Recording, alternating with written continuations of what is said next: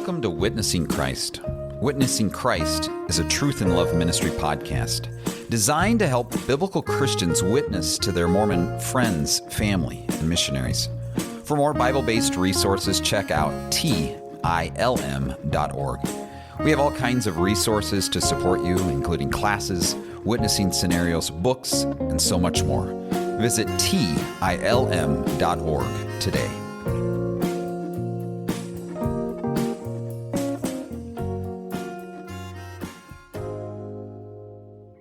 Welcome back to another episode of the Witnessing Christ podcast. Today, I am privileged to have our interns Grace and Charlie join me once again, and we also have a special guest, Michael Flournoy, who is the author of Tearing the Veil, a guide for sharing grace with Mormons. We reviewed that book a few weeks back, and now we are excited to be able to dive a little bit deeper into some of the things that he taught us about in that book. So Grace, Charlie, Michael, welcome to the podcast. Hey. Good to be back. Good. Glad to be here, guys. Michael, tell us a little bit about yourself. Yeah, sounds good. Thank you. So I was born and raised in the Mormon church.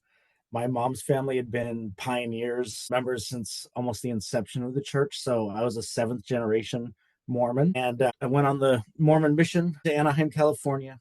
I start knocking on doors and talking to people. And I ran into a guy named Lee Enochs. And he's an evangelical. And he'd formed something called the Evangelical Debate Society. So they pulled us in and started debating us for 3 hours. And his questions were primarily, who is God? Where do you get your authority? And how are you saved, by grace or by works? And so that was a 3-hour debate. And I say debate, but it was really us getting steamrolled for 3 hours because, I went in there really naive. I thought, oh, everybody kind of admits that we're Christians as Mormons. Everybody likes us. And this is kind of my first indication that is not true. So I was shocked. And what really bothered me was that he kept pulling up all these Bible verses to support his claims. And I'm looking at the Bible like, what? This can't be right. The Bible's on my side. How can he pull my own holy book out against me like this? And I didn't become really convinced that the church was false at that point, but I did start to take the Bible seriously. And I began to study the Bible through an LDS lens, of course. So I start reading the Bible and I start thinking, hey, this is actually supporting my worldview. And I come off of my mission and I became an amateur apologist for the Mormon church. I wrote a book called A Biblical Defense of Mormonism. And I started engaging in debates on Facebook. I started getting invited to some podcast debates. And so I'm just studying and I'm arguing against evangelical Christians night and day, pretty much anytime I have a little bit of spare time, because I'm trying to convince them how wrong they are. And around 2015, I come up with this bright idea because I notice a common theme in these debates that they're always bringing up grace. If I'm asking them, what do you have that I don't? They're like, well, grace. And so I'm like, okay, I don't need to study all of these topics and become an expert at everything. I just need to understand grace, and I need to be able to win that argument, and that's it. I can pull the foundation out from them, and they're toast. They have to admit that there was an apostasy and a restoration at that point. So I start going into a deep dive on that topic, and about a year later, I realized the Bible is not supporting my beliefs at all. I realize that I'm wrong, that grace is a free gift, not through any works that I do. And so I came out of Mormonism into a saving relationship with Jesus. So that's the Reader's Digest version. Wow. And what an incredible story that is. I always love to hear about those initial seed planting moments when God used a Christian to have an impact on your life. And it sounds like your initial seed planting was like 3 hours of like, whoa, like, what do I do with this? So it's awesome that you still remember his name and probably look with a different sort of fondness now on that individual than you did back when you were on your mission. Absolutely. I couldn't figure out what his problem was back then. And now I get it. Okay. So you spent years being this amateur apologist for the LDS Church, and now you're writing books as a Christian. When you're not writing books, what do you do with the rest of your time? Well, I'm running a business, so I'm an exterminator, and that is taking up a lot of my time. A lot more than I thought. I thought I'm going to start a business and I'll have all this free time to spend with my family. Apparently, that happens 10 years down the road or Okay. something. So I'm still looking forward to that. But when I'm not, I try to do church stuff and hang out with the family when I have spare time. I'll read or I'll write fiction too. Okay. Awesome. So a busy guy. So we're thankful for you making time to share with us this afternoon. Well, I am really excited to hear what Grace and Charlie have to ask you today about your book and witnessing approach. One of the things I just really want to emphasize is as we've been studying these books over the last few months from our ex-Mormon Christian friends, one of the things that it highlighted to me is, again, how God has used so many different Christians to impact Latter-day Saint lives over the years. And sometimes those witnessing Christians may not even be aware of the long-term implications of the seed planting and the nurturing that they've done. But another one that really has impacted me is how there are many different approaches to sharing the gospel. And what I appreciated a lot about your book, Michael, is you've got a structured way that you're laying out for us that has become another tool that our interns and I have been using. And we really want to share that tool with folks today as another tool that is in their toolkit. And I think that's one of the things I just want to emphasize is like, for those listening, we're not going to say you should walk away from this and this is the silver bullet when it comes to Mormon outreach, even though it's a good one, but it is another tool to put in your toolkit that you can add to all of the natural gifts that God has already given you. So just wanted to say that as kind of a caveat that this is a great approach, but it is not the only approach. So, Well, just to back that up, I've had my copy for about 2 months and it's already worn out and dog-eared. So I do appreciate the tool, and we're putting the tool to good use. Michael, if you don't mind me asking a couple of personal questions, you can decide whether you want to answer them or not. My first one is, when you're telling your story, it sounds like your first interaction at the 3-hour debate is kind of the opposite of what we tell, and even in your introduction, you tell Christians to use as a starting point. And yet the Spirit used it to bring you to a proper understanding of grace and the truth. So I'm just curious, as you reflect on that now, having become a biblical Christian, what are your thoughts on that first interaction? Yeah, I try not to really start my conversations that way. Yeah, I think it just shows how great our God is. Because there's also been discussions where I've gone about it the perfectly right way that you should, and it still doesn't work out. So it just shows, and this is this prideful thought I had when I came into Christianity is like, oh, I spent all this time as a Mormon apologist. I'm gonna go convert the whole world because I speak their language and I know how they think. And I was really disappointed pretty quickly after that when I realized I had a super hard time conveying the gospel to them, and they didn't want to listen to me for one reason or another. And so ultimately, it's going to be up to God. It's God's movement in somebody's life, the Spirit moving in their lives, that is actually going to convert them anyway. Yeah. Yeah. I also found it interesting. You mentioned in your introduction that unfortunately the majority of people that come out of the LDS faith who are no longer Mormons don't become Christians and oftentimes end up agnostic or even atheists. What makes you different? How did the Lord shape the path so that you'd end up here instead of there? Yeah. And I want to briefly talk about what you're saying too, because I've known a lot of people who left the Mormon church from my childhood, and I don't know a single one who is a Christian right now. All of the ex-Mormon Christians are people I met online. They're not people that I knew from before. Almost all of them are agnostic or atheist, and it's incredible the amount of people that just completely reject Jesus, even though they claim to be Christian the whole time. Once you take out the Mormon doctrine, they don't have any belief in Christianity at that point. So for me, I think what really made the difference was all the Christians that God put in my life. And I remember Lee Enoch's even telling me in our continued conversations, I do want you to leave the church, but I don't want you to leave Jesus. I wouldn't want that for you. And so I saw the difference in the doctrine, but that Jesus was elevated in Christianity. But even with that, there did come a point where I left and I was considering atheism for a moment because I said I'm tired of being pushed around, told what to do, controlled and manipulated. And then the thought occurred to me like, okay, well, how much of this can I really blame on Jesus? And the answer was none. And so at that point, I stopped taking that thought seriously. So I did pretty much transition directly into Christianity. And that's what I wrote this book to do. I believe that people can actually transition directly into Christianity, and you don't have to become an atheist first.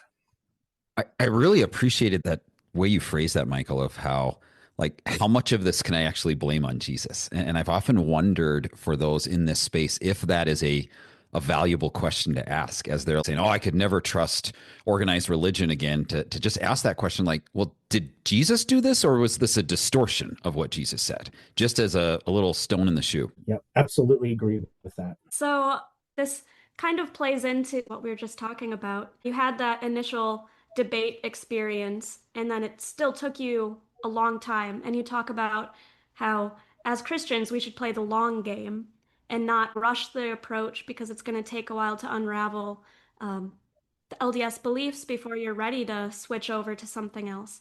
So I guess one of my questions is, if you're not trying to rush it, like, do you have an ideal of how long you think that long game should be? Like, what's your timetable when you're talking with someone? Yeah, so it does a little bit depend on where the Mormon is in their journey. So with me, I'm a Mormon missionary. I'm as steadfast as you can be and super stubborn. So I think I'm a little bit longer than what I would normally say the long game is. In fact, I was thinking about writing this fiction book at one point where like everybody leaves the church except for like 10 people. And I was like, I would still be one of those 10, like if that happened.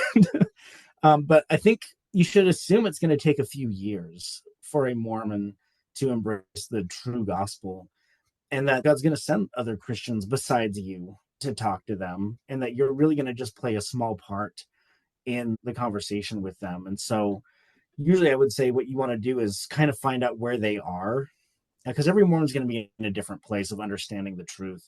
Meet them where they're at and just guide them in a little bit more of that truth. Because everything that they believe, even though they use the same words we do, it's down deep, it's very different from what we're saying. And so it takes a lot of explanation, a lot of teaching, a lot of patience just to get one doctrinal point across to them. And so I would just say start with the most important thing for where they're at, and then let it take time to shape in their minds to get a foothold, if you will. But you definitely, unless they're like already asking you, like, "Hey, I don't think my church is true. What should I believe?" Then you can rush through it and just tell them everything. Right. But otherwise, take it slow. Yeah, I guess, my mom and I are meeting with a pair of missionaries and then an older lady from their church with them right now. And it seems like because of where I'm at life, I'm going to be moving in like a month or so. Our time with them is probably coming to an end soon. But early on, they said, hell isn't really a big thing. We don't need to worry about that. Nobody goes there. And for Christians, like, hell is a big thing. That's why we want to talk to you and have these conversations.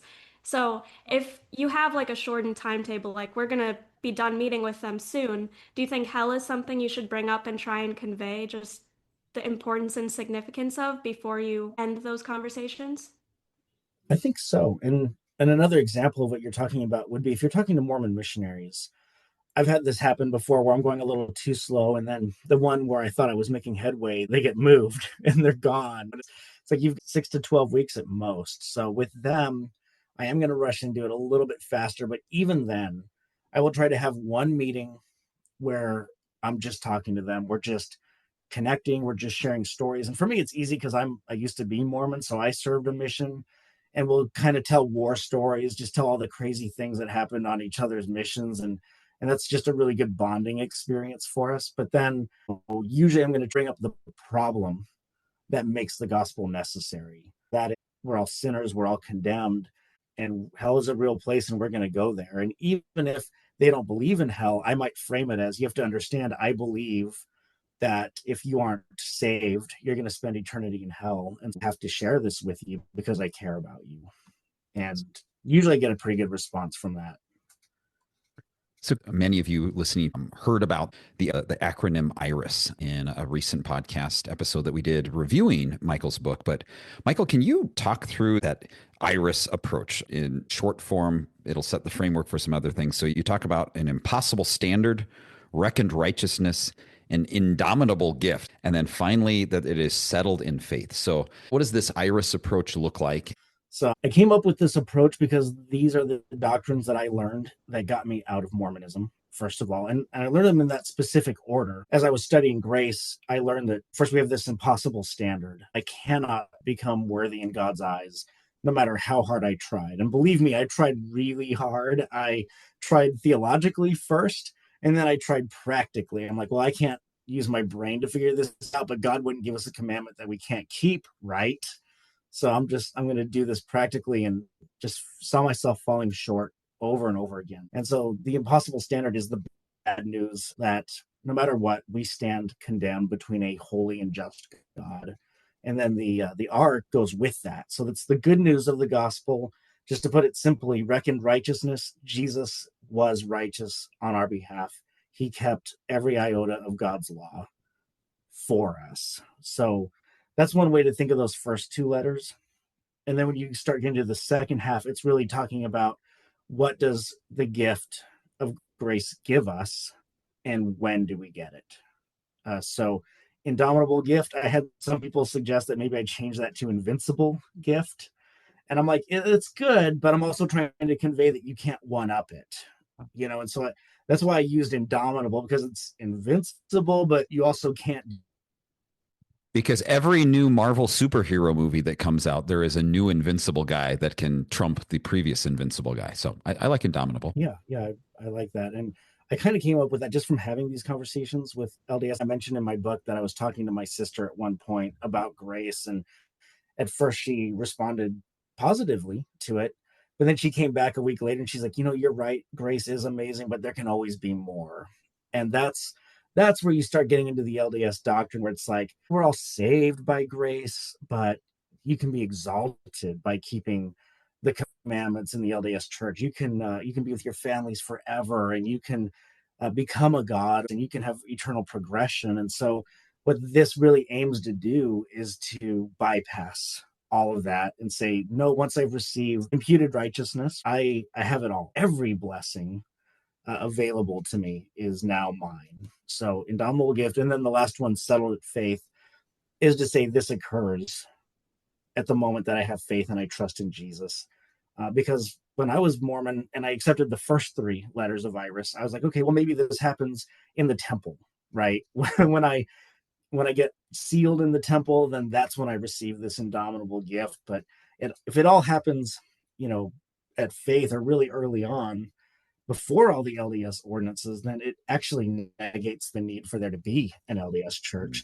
And so that was the point where I find myself leaving. You mentioned, as you're talking about grace, this idea of imputed righteousness, or a righteousness that is outside of ourselves. And that's one of the topics that I just spend so much time with Latter-day Saints talking about, is that they're big in talking about righteousness or worthiness.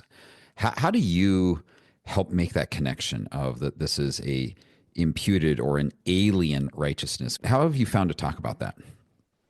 Well, that's great. I actually like alien righteousness a lot too. I did have an LDS apologist early on, and he still claims that I actually believe that extraterrestrials are giving me my righteousness, which I'm like, okay, dude, that's not what I was saying.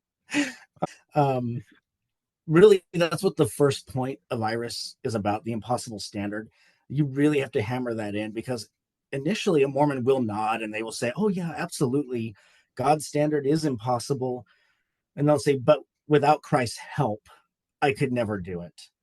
And so you have to go a little bit deeper and say, well, even with divine help, it's still not an achievable goal. And they have to really understand that before you can get into reckoned righteousness, because they have to see that there's no other way to be worthy in God's sight except that somebody else did it for us. And Mormons are already predisposed to understanding imputation really well because they do ordinances for the dead, for those who have passed on and are incapable of doing it themselves. So they'll do baptism for the dead, they will do endowments, sealings for the dead vicariously. And so I will use those things and I will tie them in. And I will say, you already believe in imputed righteousness because when you are baptized for an ancestor, your act of righteousness is counted to them as though they had done it themselves. And that is exactly what we believe about the cross. We believe that Jesus' entire life was a vicarious ordinance on our behalf. And when he died on the cross, he counted all of his righteousness to us as if we had obeyed everything God ever asked us to do. And they understand that really well. They usually don't agree with me at that point, but it's a really good way to start the conversation. And they're always shocked that we actually believe that. They have no idea. I really appreciated, Michael, just hearing you speak because you have the Mormon vocabulary more native to you than we do. And as you speak, hearing you use very Mormon terminology to connect the biblical gospel. And we often tell our Christian witnesses, you don't need to be experts in Mormon theology in order to do Mormon outreach. But I think there is an appreciation that I have when I hear someone like you speaking and you talk about Jesus in a way that is definitely going to connect in a different way than maybe someone that only has a Christian background can. So thank you for that. To that point, though, Michael, I'm curious, what do you think about Christians using language like that to help witness? Obviously, we have to make sure we kind of agree on our terms, or maybe you define terms so that we can clearly communicate, especially the ones that are different. But I guess one of my fears is that it would be looked at as patronizing or something that I'm trying to shoehorn my meanings into their words and things like that. What do you think? I think that as long as you've kind of built a little bit of a relationship first, it'll kind of fix a lot of that problem. But I think that you are right. And especially for me, I come from an LDS background, so they're going to expect me to know all of these words and to be familiar with the Book of Mormon. And I think my problem is the opposite because I don't have a need to have them define anything. Yeah. You know, Mormonese is my first language, but maybe where I mess up sometimes is actually defining the Christian terms as I'm talking about them. Because sure, I understand what they're saying, but am I conveying what I'm saying all the time? So just stopping once in a while and just saying, like, does that make sense? Or even if you do know, you can just stop and ask them, can you tell me about vicarious ordinances and how that works for the dead person? And maybe if they explain it first, you can just kind of springboard off of that. That's a great approach. Absolutely.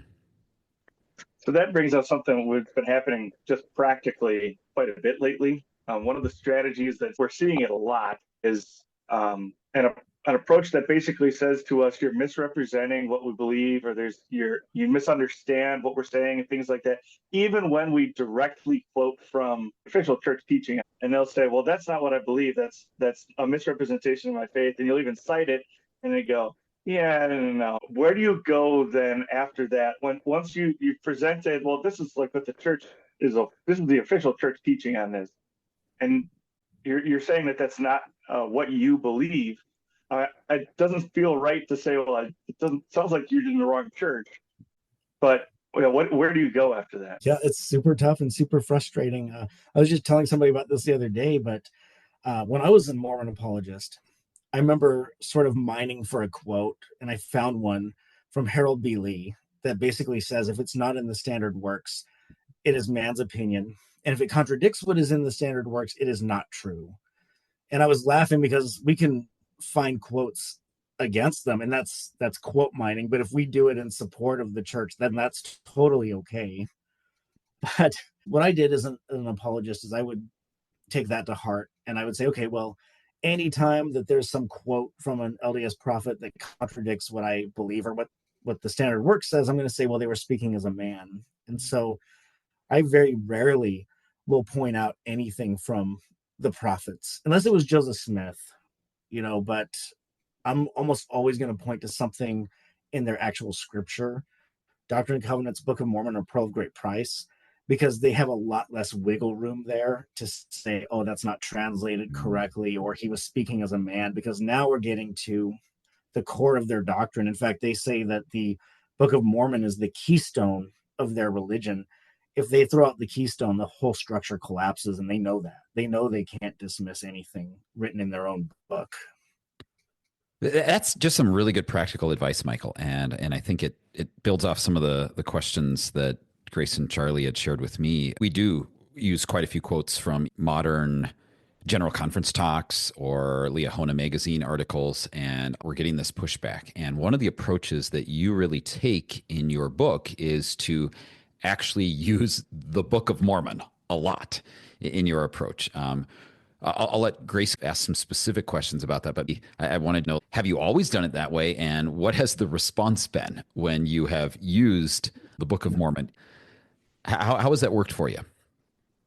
Well, I will say I've always done it. And there's a reason for that, because when I was studying, grace and sin and damnation and everything, somebody brought up imputed righteousness to me, and I'd never heard of that. So that is one of those words that Mormon vocabulary does not mimic us on. They have no use for that word. It is one thing that will make them stop in their tracks and say, what is that? And so I start thinking, well, what if that is true? And so I start studying it, but where do you think I start studying it first? The Bible? No. I open the Book of Mormon and I start reading there, and I find support for it in the Book of Mormon. And so then I look at the temple and I'm like, yeah, they're doing these ordinances vicariously for people. That's another symbolic showing of this gospel. So I start thinking maybe it is true. So then I start trusting the Bible enough to go look in there, and it's overwhelmingly portrayed in the Bible. And that's when I really knew that it was true. Now, only the first 2 points of Iris are really supported by the Book of Mormon. Once you start getting to what does it get you and when does it kick in, it's completely contradictory on itself. It's not a useful tool. And I used a lot of verses in my book to really kind of just show Christians that it's there. But I would never use that many verses talking to a Latter-day Saint, because sometimes the response is confusion. It's like, well, why are you using this book if you don't even believe in it? And so I'll just try to use a few verses to hammer in a point at the beginning, but my goal is always to get to the Bible as fast as I can. But if all I can do is convince them that God's standard is impossible with the Book of Mormon, I consider that a huge win, because the rest of the logical fallacies are going to be huge at that point if they accept that doctrine and they're still trying to go to their church. Yeah, so that very well ties into one of the questions we had. You have the Book of Mormon in your background, but for the everyday Christian, we don't. So like I said, we're meeting with missionaries right now, and they're like, oh, read the Book of Mormon. And I'm like, well, this is a great opportunity for me to read it and then be able to quote stuff to them. But do you think Christians in general, if they're going to be witnessing, should read any of the Book of Mormon or try and be familiar with it? Do you think if they kind of cherry pick those passages to support the I and the R of Iris, do you think that'll come off as inauthentic? What's your opinion on that? I think that every Christian who is witnessing to Mormons should read the Book of Mormon. I think that it is a must read if you're going to, especially if you're planning to use verses in it, because usually when I see cherry picking happening, it doesn't work very well. And I'll give you an example of an argument I used to see a lot when I was a Mormon apologist, but they would pull out this verse in Alma where there's this King Lamoni, and I think Ammon or Alma goes to preach to him, and they talk to him about the Great Spirit, and they point to that, and then they point to Doctrine and Covenants. They're like, see, in the Book of Mormon, it's calling him a Great Spirit. In the Doctrine and Covenants, it says he has a body of flesh and bone as tangible as man's. But if you look at the bottom of the page, it gives an estimated time, and it says 400 BC. And it's like, did Jesus take flesh yet at this point? And so we couldn't take that seriously. So you want to be able to just have said, I read it, and here's some thoughts. If you haven't read it, I do not recommend using the Book of Mormon at all. Yeah. And I feel like, just knowing context helps too. Especially like in the Bible, we try and talk about passages in context. So then if you're going to be picking a passage out of the Book of Mormon, it kind of makes sense to know some of that context as well and not just cherry pick. Yeah, I guess another question is you use very like specific passages in your book from the Book of Mormon. Do you think those are like the ones to use? Because as far as I've gotten into the Book of Mormon, like I just got to Alma, but there's so much material before that that I'm like, oh, I could use this passage, I could use this passage. Do you think like the passages you have in your book are like the ones to use, or do you think there are other ones? Well, I went through looking specifically for those passages when I was studying it, and those were the ones that impacted me the most Sure. as a Mormon. So, yes, I would say that they're really good ones to bring up. Okay. To that, if you'll let me compliment you a little bit, the ones you chose, and then I'm using the ones you chose. The context supports the point that you're making, which again, unless you've really, really studied the Book of Mormon thoroughly, um, as a Christian who's kind of I don't know, a tourist in the Book of Mormon, even when you like, you can even do some research on it and still be wrong about what the context really is. It's really easy to do that. So I trust you a ton, and it's proven to be contextually both relevant and accurate to what is being said. So you did a great job of that in the book. Thank you, Charlie. Yeah, to that point, Charlie, I think that's important not only when we quote passages from the Book of Mormon, but also when we do that from the Bible. And even as I am preparing right now to send about 85 Christian teenagers out to knock on doors for our upcoming mission trip. In the past, when I've given them proof passages to use in our illustrations, it's like, here's a proof passage, here's an illustration that goes with it. This year, I'm really trying to help them understand, when did Jesus say this in the context of his ministry, and really help them have the specific context for a quote that they're going to use, because that will allow them to have a lot more grounds to build upon rather than just pulling a verse out, which Mormons can do too. I want it to sink in a little bit deeper. So you did a great job with that in the book, as Charlie was saying. Yeah, and I'll kind of piggyback on what you're saying real quick too. But one thing that Mormons are going to be very eager to do, and I used to do this, is you do sort of an avalanche of Bible verses when you're trying to support your stance. And so you'll go like, oh, I'm going to support baptism, for example. They'll go from one corner to the next and just find one verse and throw them at you. And most Christians are just stunned into silence at that point, because they're like, oh, wow, that really does seem like you're making a really good point here. But what you got to do is you got to not let them do that, and Yeah. say, well, let's examine each of these one at a time, and let's look at all the context. Yeah. And once you do that 2 or 3 times, they start getting really doubtful about all the other ones. Because if you can do it with a few of them, you can probably do it to all of them. And spoiler alert, you can do it to all of them. Great advice. In your book, you talked quite a bit, especially early on, about identifying what kind of a Mormon maybe you're dealing with, as far as whether they're social Mormons, doctrinal Mormons, or spiritual Mormons. I am curious about picking your brain a little bit. How do you identify, or what are some markers early on in a conversation that can help you kind of figure out which direction to go, especially if it's somebody that you don't have, like if it's somebody that you're talking to in the break room at work, you have a little bit more time and flexibility to kind of feel that out. But when you're sitting across from somebody you might not get another meeting with, or you're on a Zoom call with somebody that you kind of had to talking to you, you don't have a lot of time to figure that out. So I'm curious if there's any like practical tips you have for trying to figure out which lane to pursue there. Yeah, and I will say first too that it's not maybe as simple as I make it seem like it is in my book, because you don't just have somebody who's 100% doctrinal Mormon or 100% spiritual. You're going to have them front one of these, but they're often going to have one in the background that's also really strong. And so everyone's going to be a mixture of these to an extent. And I think at certain times in their lives, they might change what they are. I wouldn't say that I was a doctrinal Mormon my whole life, but when I got challenged theologically, it inspired me to go and start studying and debating Christians. And I never would have done that before. So I think that shifted things a bit. But if you're trying to figure out the Mormon that you're talking to, you can often find out through context clues, like just if they're talking about their church and the kinds of things that they bring up. Whatever is the most important to them, they're going to talk about the most. So for my brother, we'll be talking and he'll just be like, oh, there was this miracle that happened at church. And I'm like, okay, that's a spiritual Mormon right there, which is funny because I've been debating doctrine with him for 2 years before I realized he wasn't a doctrinal Mormon and he was wasting my time fronting that and distracting me with it. But a good way is just ask them, why are you a member of your church? Like if you give me one thing and just tell me what is so special about your organization, and then their answer is going to give you a pretty good hint onto what they are. So if they say, well, I know because the Spirit told me it's true, and they start with that, you probably got a spiritual Mormon. If they say, well, it's got the most complete doctrine and we've got new scripture and it clarifies what the Bible teaches, you might have a doctrinal Mormon.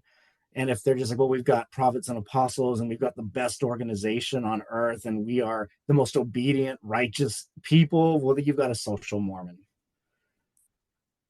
I have really appreciated this framework, Michael. I've kind of overlaid it on a framework that I have been using over the last 5 years as I'm thinking about where is this person at on their spiritual journey. And the path that I've been using is really thinking about as different camps that Mormons go in and out of. And the way that I've often described it is on one extreme is the blinded camp, where I often think of them as like the Apostle Paul, Pharisee of Pharisees, the doctrinal Mormons, like they are the true believers. And then next to them, I would consider those that are kind of bound, those that maybe see some problems in the Mormon church, but they're trapped because of family ties or cultural connections. And then there's the burdened, those that start to see like, I'm not pulling off this impossible standard that God has for me. And then there's the broken whose shelves have broken. Then there's the bitter, those that have left Mormonism and hate it. And then there's the believers. So for me, it's these B's. But I've also overlaid now your different types of Mormons into those camps and realized like there's these two different things going on. I just threw those B's at you for the first time. So would love to kind of hear your thoughts on them. I can share them again later with you too. Yeah, no, it sounds good. I feel like I got the swarm around me, like they're coming at me. I will say like one thought that kind of came to my head is I would say social Mormons can absolutely be just as zealous as a doctrinal Mormon. In fact, I've been surprised lately because I thought all the apologists were doctrinal Mormons. Yeah. And lately that has not been the case. You'll see social Mormons going public and being apologists, but the way that they defend it is totally different, where they're going to point to the fruits of the church and say, well, we're true because we have the most obedient, the most zealous people. We do the most good works out in the community. Even if we're wrong, can't you see that we're doing so much good? And what's so wrong about that? And how can you say that we're going to hell when we do so much good? A doctrinal Mormon wouldn't defend the church that way. They would really point to the Bible and try to steamroll you with a bunch of verses. So I do think that a lot of them could fit in those categories, but it also kind of would depend on where they are in their journey too. A lot of things would be variables for that. Absolutely. So to follow up with that, I personally, I'm a seminary student who happens to also really love the doctrine and theological study and things like that. And I don't go to the church that I go to on accident. It's one of those things that I really personally lean on. Like if I was going to organize myself into a category, I'd be a doctrinal Christian, right? And so I get frustrated sometimes, and that's a theme.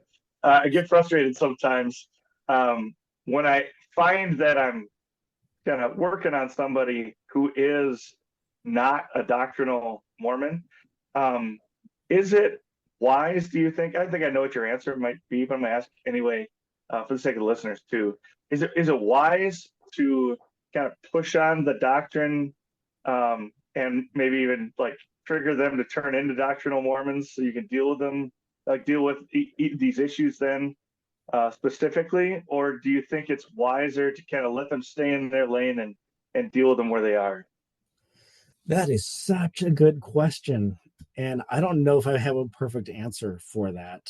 I get frustrated too. I remember I was with some other Christians and they had some sister missionaries in their home and they were really excited to have us together. And so we start talking to them and even asking them why did they go on a mission, and they just said things like, well, we want to just serve the community and we just want to grow, and they didn't say a single thing that would make you think that the LDS church is true. And I'm just like, what is going on? Like, I never would have answered that question on my mission. I would have said, I'm trying to save you people from going to a lower kingdom of heaven, probably. And so I think that doctrine is really important. I don't know that you can really pull a Mormon out of the Mormon church into Christianity without them understanding the differences in the doctrine. So for me, I think my instinct would be to push on that doctrine a little bit, but I don't know if I would do it initially. I would probably, if they're like a social Mormon, I would try to befriend them. I might try to invite them to some activities, just show them that I love them. And even when I did start bringing up the doctrine, I might not even bring up stuff that is against their church at first, but just, hey, did you know, something that they and I could agree on. But just if you get them interested in the scriptures, in theology, they're going to be more prone to listen to some more stuff later on. So that kind of goes back to the playing the long game as well. Now, I would never pretend that I'm accepting of them at the beginning. So I do want to say that too. Like, I'm going to be pretty upfront with the differences at the beginning. And it's hard, especially for someone like me, because I'm an ex-Mormon. And so a lot of times, if you're a Christian who's never been LDS, you've actually got a better chance of having a good conversation, because they look at someone like me as a covenant breaker. I'm as dishonest as they can be. I left because I wanted to sin. But even so, I'll share with them up front that I was raised in the church and now I'm Christian. And I usually won't go real hard on why, but they'll actually ask me, what was it that made you leave the church? And at that point, I have their permission to go ahead and tell them. Yeah, no, that's a little bit validating. I appreciate that. And there seem to be some who we interact with, and it seems to be more so online, which maybe tells you something too, but that just don't want to go there. It doesn't matter how much because there's a few people that I'm chatting with online that I know on a first name basis, like wishing each other happy birthday at this point. And every time we try and go there at all, it's just take the rubber stamp back out, and we're going to go back to the same conversations. Do you have any advice or insights on for lack of a better term, the blind follower who's not willing to test their faith at all?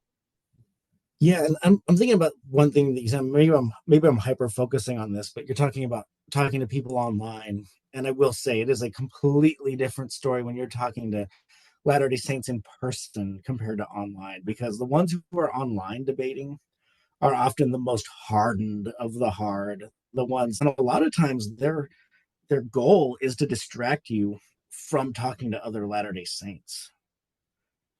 And so they will just try to waste as much of your time as they possibly can. But a big part of it is, and it's hard to do this online, but show yourself and try to find ways to bond with them anyway. And I'll give you an example of something that happened to me. But I remember I was in one of the debate groups on Facebook, and one of the Mormons got on and he started giving me a hard time. He's like, oh, here Michael goes again, talking about imputation.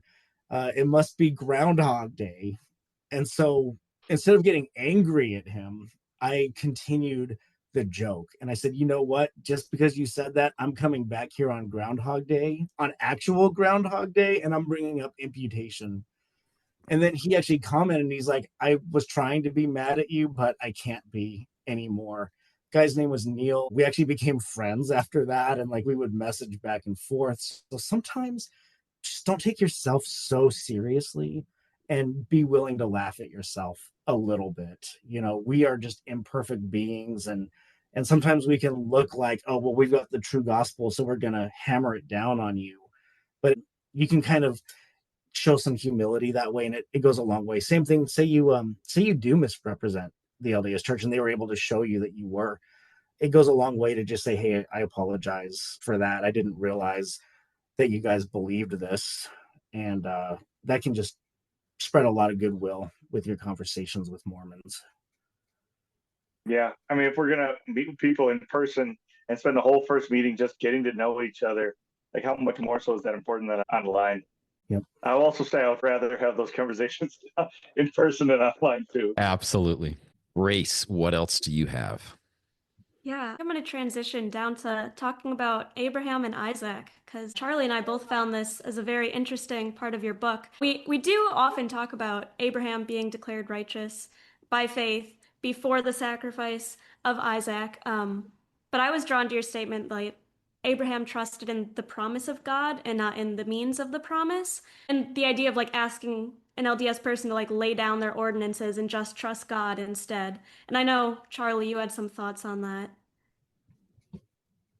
Well, it's something that I understand very well and it has brought me personally great peace understanding that when scripture, especially Hebrews, uses the language of testing, it's more the idea of testing for the purity of metal. What do you call that? Is it Refining. refining? Yeah. Yeah. Good word. And so it's more of God showing Abraham just how strong his faith is to an extent. It's a demonstration to us of Abraham's faithfulness and so forth. But it all happens after he has faith, and through that faith has already been made righteous by God, right? He's already been justified.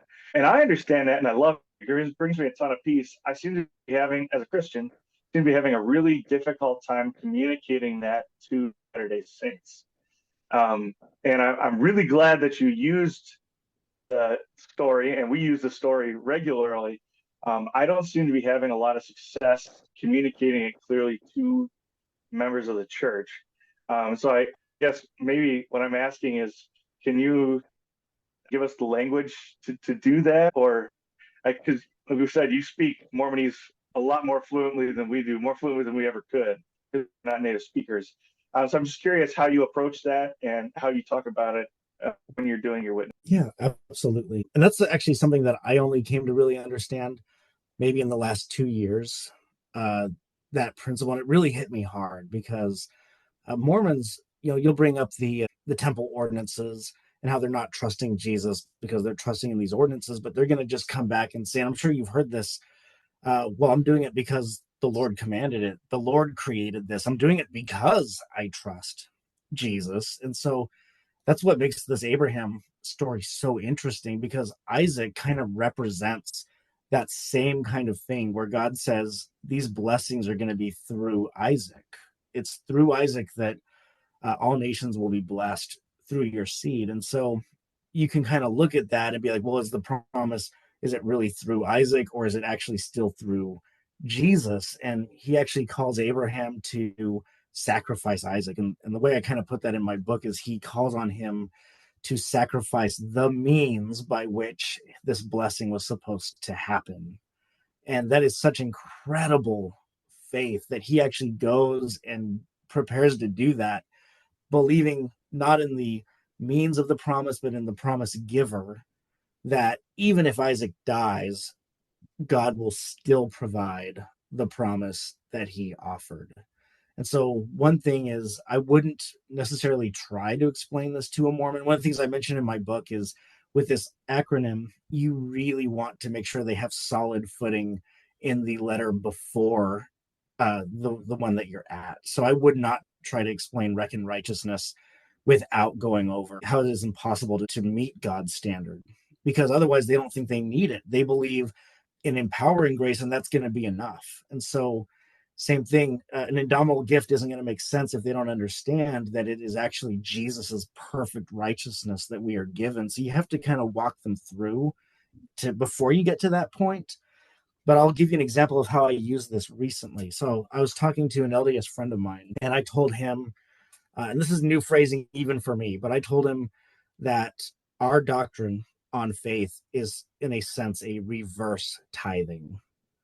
So in Mormonism, they give 10% of their income. And the idea is that by doing so, you are making a sacrifice so that you will trust God more by showing, hey, I'm giving up 10% of my finances. But in practice, it often doesn't work that way. And I told my friend this. I said a lot of LDS, and me included when I was Mormon, would look at it not as a sacrifice, but an investment. Because when I pay my tithing, I'm forcing God to throw open the windows of heaven and pour out a blessing so great I won't be able to receive it. And so I told him it's that our faith is like a reverse tithing. And by not giving, by not doing these works that are supposed to give us favor in God's sight, I am showing faith in that he will still bless me, that he is still going to save me. Now, I had to preface that a little bit because Mormons will look at a statement like that and say, oh, so you just want to sin as much as you possibly can. So the follow-up is, but just so you know, I'm not playing bumper cars out on the highway just because I have insurance. And he actually said he liked it. You know, he said he liked the Okay. principle. So That's an interesting way of going about it. Yeah, that made me think one of the quotes or one of the phrases that I think you had in the book that I've used a few times since is just like if you have someone who loves you unconditionally, like it's not your goal to betray them as much as possible. And I used that with our missionaries 2 weeks ago as I was trying to explain just like our view of how do I obtain eternal life. That's one thing. But like, okay, that's settled, it's done. I haven't talked about my works at all. And I kind of prefaced like now talking about works with that statement of just like, okay, it's been given to me, but that doesn't mean I'm going to try and betray God because he's done all of this for me. Yep. And sometimes I'll talk to the missionaries, and this feels a little out of place sometimes, but I'll talk about marriage a little bit. I'm like, I know you guys aren't there yet, but when you get married, you don't take out the trash and do the dishes to earn your wife's favor. You do it because you love her, and that's really the reason that we do works as Christians as well. It's not to gain favor; it's because we are favored. It's because we're trying to glorify God. In connection to your responsive grace line of reasoning here, this will be a question that's very practical for some of our Christian witnesses that are joining us on our mission trip here in a few weeks. So we've taken a number of different approaches over the years to our witnessing. One, I would say, probably took more of your Iris approach, where we really focused on the impossible standard. We prefaced our door-to-door work with Matthew 5:48, be ye therefore perfect as your Father which in heaven is perfect, showing them the impossible standard. And then we used verses from Hebrews that talks about he hath perfected them forever that are being sanctified, to really show that this is a pastime action. And that's worked fairly effectively knocking on doors in the past, but sometimes it led to a debate of what does the word perfect mean in the original Greek, and it takes you off on a different path. And so this last year, we started a new approach where we are using the story of the parable of the prodigal sons in Luke chapter 15 to really show the two different ways that you can be lost, either in your outright sinfulness or in your self-righteousness. And I really wanted to pick your mind on this one. And this was Grace that actually posed this question originally of, like, as a Latter-day Saint, if you were hearing that story of the parable of the prodigal son, and we're trying to help you see God's impossible standard, reckon righteousness, and faith, how do we bring this about in such a way where they don't just respond at the end and say, well, yes, the younger son does get a party now, but the older son, because of his faithfulness all of these years, even the father says, everything I have is already yours.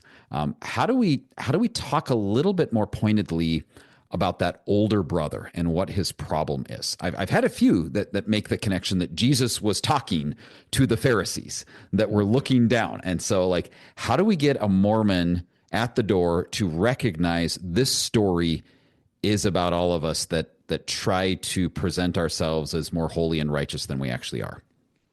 Yeah, and I'm going to preface my answer with, if anyone's wondering what should they be praying for their Mormon friends and neighbors, the answer is that they will be convicted of their sins. Because until that happens, they have no need for the gospel. Like Jesus says, they that are whole do not need a physician, but those who are sick. And those are the ones that he came to call. So as long as they believe that they are righteous or that they are going to be righteous soon, it's going to be very hard. I will say that when I left Mormonism, I read the book, The Prodigal God, which, from Tim Keller, where he talks about the two sons. And when I started the book, I was thinking, what have I done? I'm going to go to outer darkness. How could I be so stupid, letting my stupid morals decide what I'm going to do?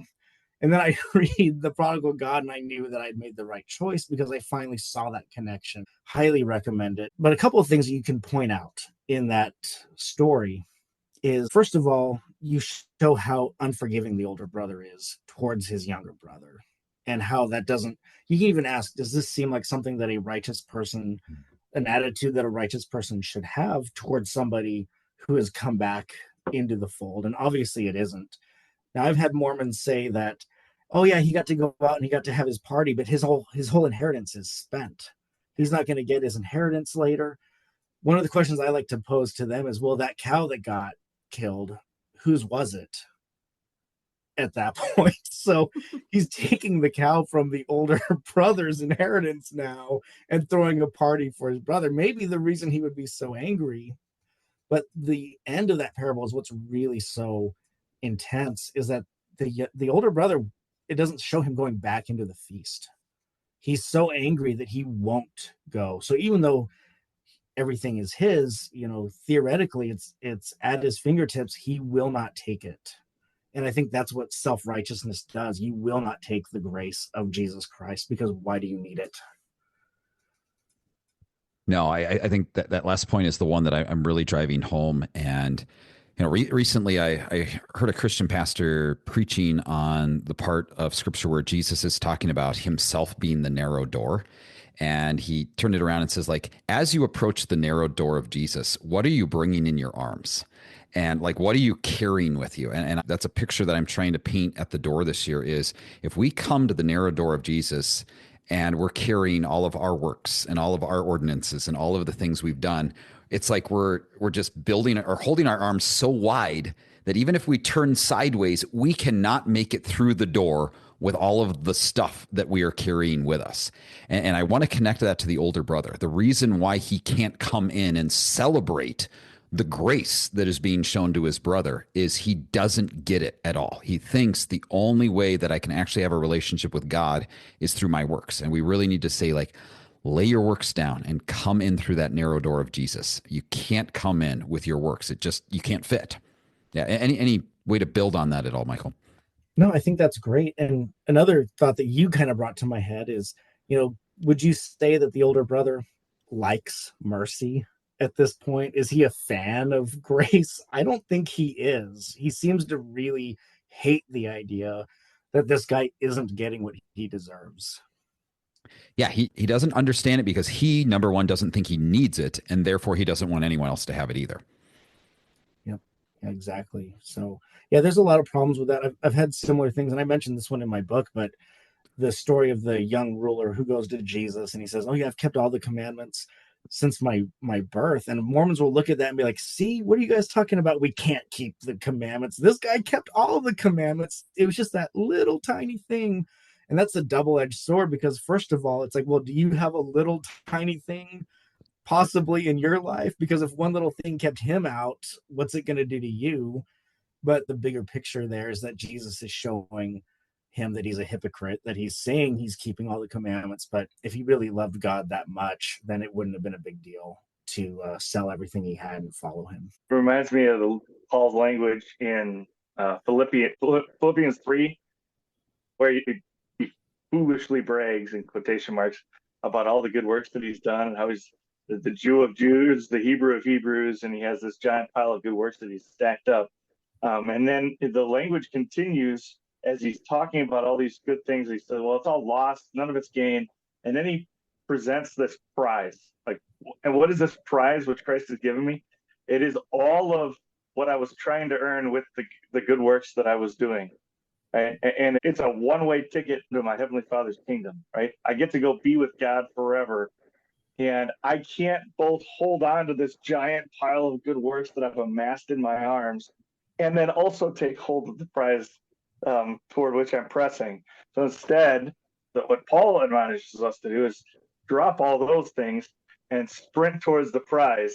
And that takes a lot of, to use your language, that takes a lot of trust to say, I'm actually, that's your tithing upside down thing again, right? It takes a lot of trust to stand back and say, I am going to put my trust in what Christ says he's done instead of the evidence that I have in front of me that I'm a good or worthy person. Absolutely. It's so hard to do that. in Mormonism. You grow up singing the hymn, I am a child of God. And what's funny is it used to say, teach me all that I must know to live with him someday. And they changed the lyrics to be, teach me all that I must do to live with him someday. Which is fascinating, Michael. I'm glad you bring that up because so many Mormons that I am talking to today are more focused on the knowledge aspect of what I need to know or learn for eternal life rather than what I need to do. And so it's fascinating that the song actually was more Mormon earlier or more modern Mormon earlier. Yeah. And I will say this too. And I've been seeing a huge shift in the way that Mormons talk about their gospel and how they present themselves. And it will come off sounding more Christian than ever. And I know that some Christians will kind of get this idea, well, I need to teach them about Mormonism so that they realize what the doctrine actually is. And with my approach with Iris, it's actually not doing that at all. It's going to say, oh, cool, you already believe that. Do you want to learn some more? Like, let's study some more on this topic. And you just take them from where they're at and you just keep instructing them.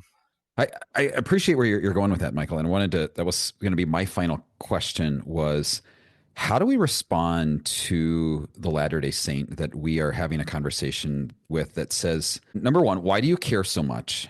And can you really convince me that all of these good things that I am trying to do for God are actually going to prevent me from receiving the thing that I'm trying to get? Does that make sense? Where they're really saying like, how can you, Christian, really tell me that God is going to condemn me for striving and trying and enduring with all of these ordinances? How would you respond to that?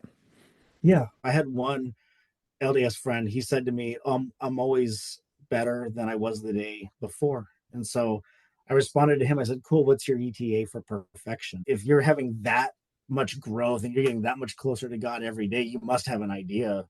And he's like, well, that's not what I meant. I'm like, okay, well, that's what it sounded like to me. And I have a lot of Mormons saying like they're repenting every day. And so that brings up the problem of, well, why are you repenting every day? And the answer is, well, because I'm breaking the commandments at the end of the day, right? And then the other thing is too, is like, what is your motivation for the good things that you're doing? Is it really just for God? Because if you look deep into yourself and you're really honest with yourself, there are a lot of motivations to do good things that are still selfish. Maybe I'm going to look like a really trustworthy person. Maybe it makes me feel better about myself that I'm living more righteously than everybody else. And it can become a pride thing. And so you have to really look deep into yourself and say, why am I doing these things? And a good example is the biblical account where Jesus says that many will say in that day, Lord, Lord, did we not do many wondrous works in your name? And he says, well, I never knew you. And so they're basically saying, didn't we pay for this? Didn't we earn this? What's interesting is in their accusations, they never say, well, God, didn't we love and trust you? That's never stated. It's all about the things that they did and what they now feel entitled to because of it. Yeah, and that really goes back to the elder brother and the prodigal too. And the way that I usually talk about that is he doesn't really want the father. He wants the father's stuff. And that's ultimately the problem in that parable too. They don't really want God. They're not looking for eternal life with him. They want the stuff that they thought they were earning. Absolutely. And that is so true with Mormons, because they're going to talk about, yes, what are you looking forward to in heaven? It's like, oh, I'm going to be with my eternal family and I'm going to have eternal progression. And it's just like, and then you look at us and like, you're just going to be up there playing harps for eternity. And it's like, well, even if that is true, I'm going to be in the presence of Jesus. And how come you don't value that the same way I do? And that's the real question right there. Grace and Charlie, do you have any wrap-up questions for Michael? Yeah. Because of the fact that we're so plugged in with LDS culture at the moment, working with Truth and Love, we see kind of in real time from one general conference to the next how LDS doctrine kind of evolves and goes. To what degree do you think it's important for Christians to stay up to date on that stuff? Is it more valuable, do you think, for Christians to be kind of like diving into general conference talks and things like that and making sure they're up to date on everything? Or being more fluent in the LDS scriptures, I guess. Book of Mormon specifically. Yeah, I would, if it was me, I would say learn the Book of Mormon. because that's never going to change from being their keystone. Sometimes I feel like these talks in general conference matter for about a week or two.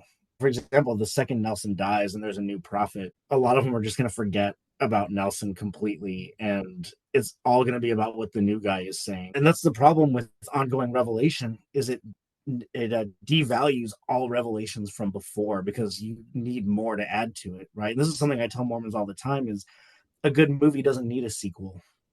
The only reason you need a sequel is if there was stuff that wasn't wrapped up, right? Or you want to make more money.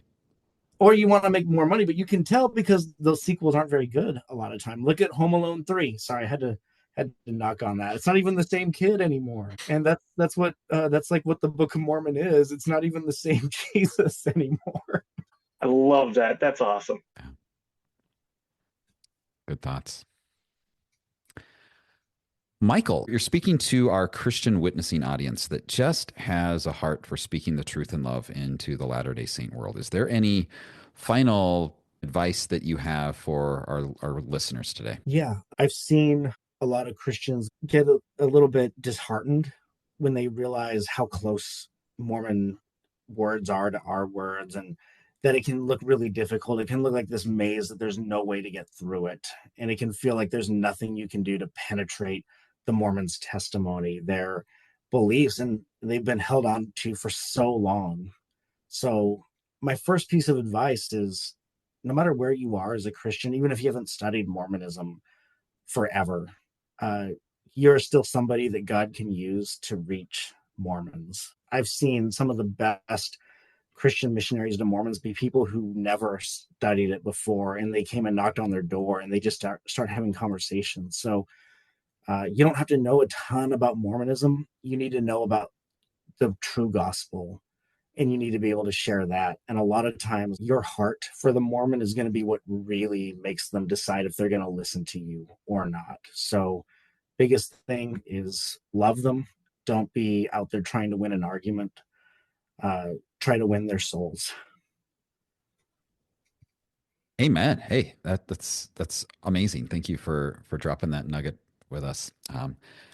Really appreciate you taking the time and the effort to write this book. So again, the book, if you want to go out and get a copy for yourself, is Tearing the Veil, a guide for sharing grace with Mormons. And we just got our copies easily on Amazon. I think they showed up a day and a half, 2 days later. I would say it's a very accessible read for the average witnessing Christian. And there's just going to be, as the nugget that Michael just dropped there, a lot of just good little takeaways that you can put into your toolbox as you're witnessing to Mormons. So Grace and Charlie, thanks for working through that book and putting some questions together today.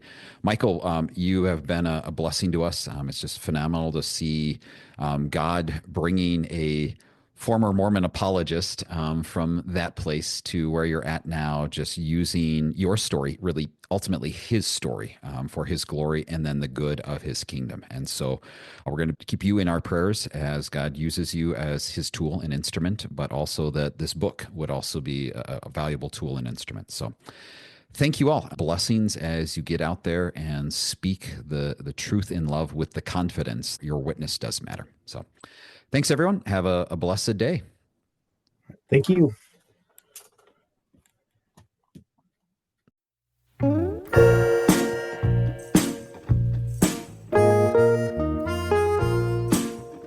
Thank you for joining us for this episode of Witnessing Christ. Witnessing Christ is a truth in love ministry podcast. For more resources, visit tilm.org. If this podcast and other truth in love ministry resources have been a blessing to you, consider supporting the mission to proclaim Christ to Mormons and empower Christians to witness by visiting tilm.org/give.